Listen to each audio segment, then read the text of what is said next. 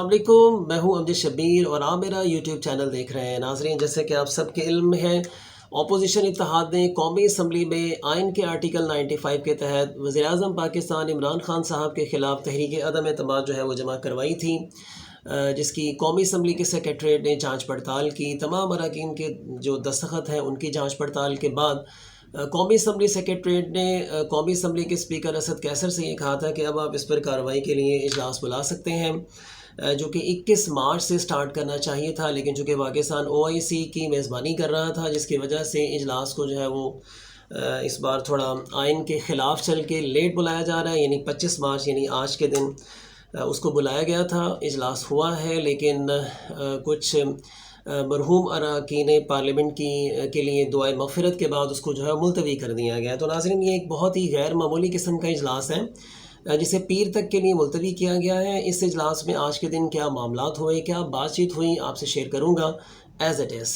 कौमी असम्बली का गैर मामूली इजलास वज़ीर-ए-आज़म के ख़िलाफ़ तहरीक अदम एतमाद पर कार्रवाई के बगैर पीर 28 मार्च तक मुलतवी कर दिया गया। नाज़रीन, इजलास स्टार्ट होता है, स्टार्टिंग के फ़ौरन बाद ही कुछ अरकान पार्लियामेंट हैं जो वफ़ात पा चुके हैं, उनके हवाले से दुआए मग़फ़िरत करवाई जाती है और उसके बाद इस इजलास को मुलतवी कर दिया जाता है। स्पीकर असद कैसर की ज़ेर सदारत कौमी असम्बली का इजलास हुआ, जिसके एजेंडे में वज़ीर-ए-आज़म के ख़िलाफ़ तहरीक अदम एतमाद भी शामिल थी। एजेंडे में कहा गया है कि ऐवान के 152 अरकान की राय है कि वज़ीर-ए-आज़म इमरान खान ऐवान का एतमाद खो चुके हैं, लिहाजा इन्हें ओहदे से हटा दिया जाए। तो ये एक करारदाद पेश की गई थी, जिसमें उस एजेंडे में ये लिखा हुआ था कि जो ऐवान है यानी पार्लियामेंट, कौमी असम्बली जिसे कहा जाता है, उसमें बहुत सारे ऐसे अरकान हैं, यानी 152 के करीब अरकान हैं जो ये कहते हैं कि वज़ीर-ए-आज़म इमरान खान साहब जो है वो एतमाद खो चुके हैं, लिहाजा वो दोबारा से एतमाद का वोट लें, जिसका सारा रफड़ एक पूरे मुल्क में बना हुआ है। नाज़रीन, देखते हैं अब इसके ऊपर मज़ीद क्या फ़ैसले होते हैं 28 मार्च को, यानी पीर वाले दिन। इजलास में तिलावत और मरहूमीन के लिए फातिहा ख्वानी के बाद स्पीकर कौमी असम्बली ने रिवायात के मुताबिक इजलास को ताज़ियती रेफरेंस में तब्दील करके पीर की शाम 4 बजे तक मुलतवी कर दिया गया। ताज़ियती रेफरेंस में इसे तब्दील किया जा सकता है, यानी अगर कोई अरकान पार्लियामेंट की डेथ हो जाती है तो इस इजलास को मुलतवी किया जा सकता है। पहले भी ये काफ़ी दफ़ा इजलास जो है वो मुलतवी किया जाता रहा है।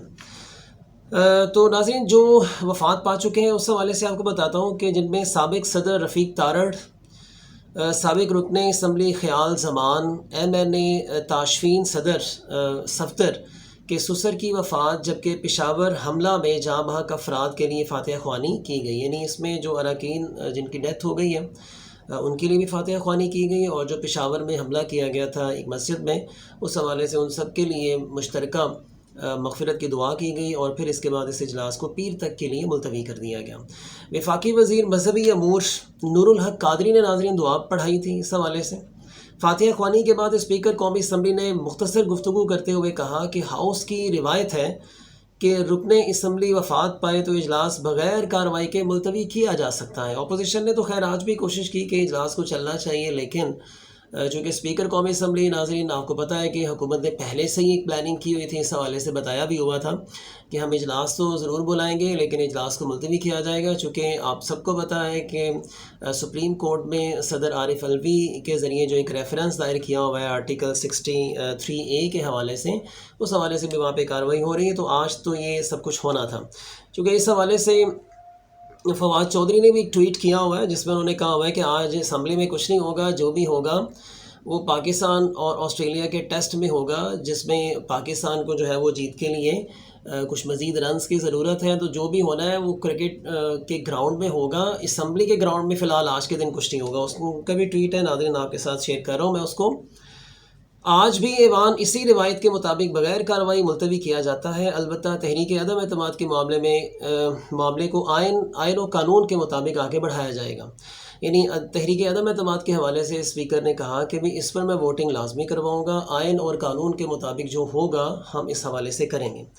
नाज़रीन, जब इजलास मुलतवी किया गया तो अपोजिशन का रिएक्शन क्या था उस हवाले से आपको बताता हूँ। इजलास मुलतवी होने पर अपोजिशन की जानिब से ऐवान में कोई भी एहतजाज नहीं किया गया। हालांकि आसिफ जरदारी ने इजलास से कबल मीडिया से गुफ्तगू में कहा था कि तहरीक अदम एतमाद पेश करने की इजाज़त ना मिली तो हंगामा करेंगे। यानी उन्होंने ये कहा था कि भाई अगर हमारी बात नहीं सुनी गई तो हम इस हवाले से हंगामा करेंगे। लेकिन फिर اس حوالے سے خاموشی اختیار کی گئی جو اراکین پارلیمنٹ وفات پا چکے ہیں ان کے احترام میں۔ حکومت کے 80 اور اپوزیشن کے 159 ممبران کی شرکت ہیں اس سے اجلاس میں۔ جو حکومت کی طرف سے اراکین آئے وہ 80 ہیں، جبکہ حکومت کے پاس 179 کے قریب اراکین ہیں، لیکن ان میں سے 80 وہاں پہ پریزنٹ ہوئے ہیں آج، اور اپوزیشن کے 159 آئے ہیں، چونکہ اپوزیشن کے پاس پہلے سے 162 ہیں، یعنی 162 ہیں۔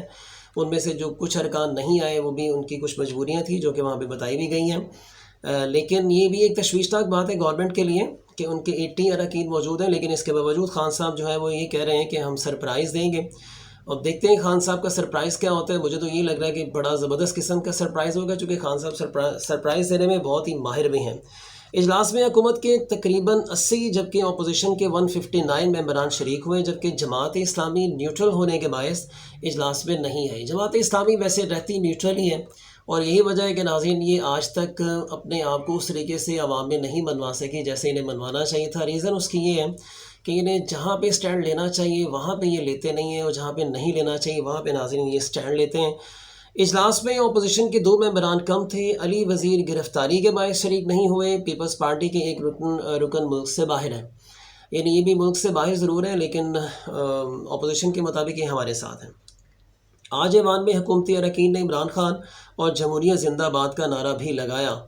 واضح رہے کہ قومی اسمبلی اجلاس اس وقت حکومتی اتحاد کے پاس 179 جبکہ اپوزیشن کے پاس 162 ممبران ہیں۔ جیسے کہ ناظرین میں نے بھی پہلے آپ کو بتایا کہ حکومت کے پاس اس وقت 179 اراکین ہیں آلریڈی، جن میں سے کچھ سننے میں یہی ہے کہ وہ اپوزیشن کے ساتھ مل چکے ہیں، جیسے ان میں سے کافی سارے آج آئے بھی نہیں ہیں، لیکن جبکہ اپوزیشن کے پاس 162 ہے اور کچھ اراکین حکومت کے بھی ان کے ساتھ ہیں۔ اس سے قبل اسپیکر قومی اسمبلی نے اسمبلی کا اجلاس 25 مارچ کو طلب کیا تھا، تاہم اسمبلی سیکریٹریٹ کی جانب سے اجلاس کا ایجنڈا جاری نہیں کیا گیا تھا، جس پر اپوزیشن کی جانب سے تنقید کی جا رہی تھی۔ یعنی اپوزیشن یہ کہہ رہی تھی کہ بھی اجلاس آپ نے آئین اور قانون کے مطابق نہیں بلا رہے، جب 14 دن کے اندر بلانا چاہیے لیکن آپ نے اس کو لیٹ کر دیا ہے، اس پر احتجاج کیا جا رہا ہے۔ اس کے علاوہ ناظرین جب اس کو جو ہے اس اجلاس کو ختم کیا گیا تو کچھ اپوزیشن کی طرف سے بھی احتجاج کیا گیا، شہباز شریف کی طرف سے، بلاول زرداری کی طرف سے۔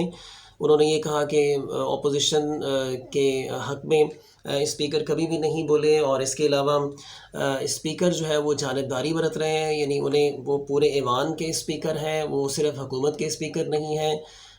جانبداری کا جیسے ناظرین آپ کو پہلے بھی پتہ ہے کہ وہ جس طریقے سے راگ الاپتے ہیں اپنا، انہوں نے وہ الاپا، لیکن گورنمنٹ نے اپنی پلاننگ کے مطابق جو ہے وہ اس اجلاس کو بلایا بھی اور ملتوی بھی کر دیا۔